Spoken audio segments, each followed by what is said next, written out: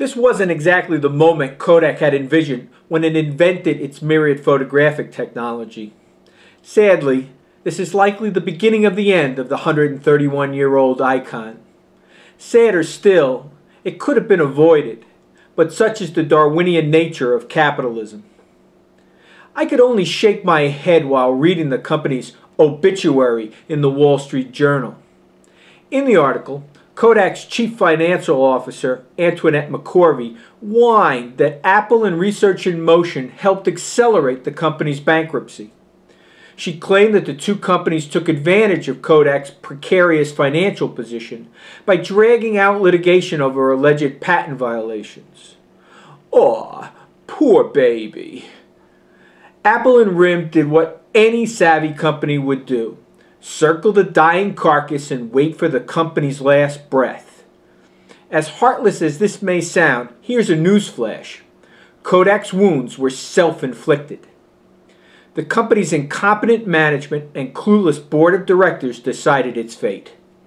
Management failed to recognize the company's strengths, and worse yet, thought being a late entrant into a crowded, cutthroat market was a good idea. All while the board of directors sat idly by. I doubt they'll need to send Mensa applications to anyone involved, but I have no doubt everyone responsible for this colossal failure cashed some healthy checks. Simply put, Kodak is merely the latest company to fall prey to the buggy whip syndrome.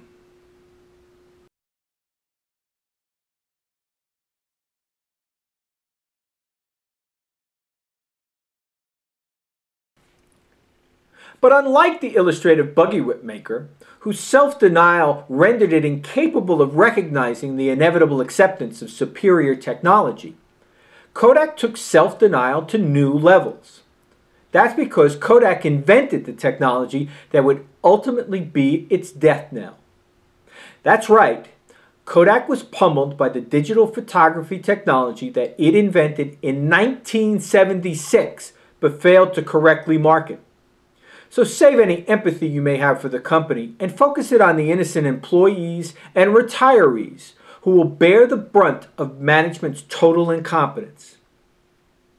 I've written about the difficulty of cannibalizing one's own business numerous times. In the case of Kodak, there was no alternative but to do so. History is replete with precedents that illustrated conclusively why digital technology would supplant film. One need look no further than devices we all use daily. PCs that replaced typewriters, DVDs that replaced VHS, iPods that replaced cassettes, and digital TV that replaced the cathode ray tube. A 12-year-old could have seen this coming, but evidently not Kodak's management.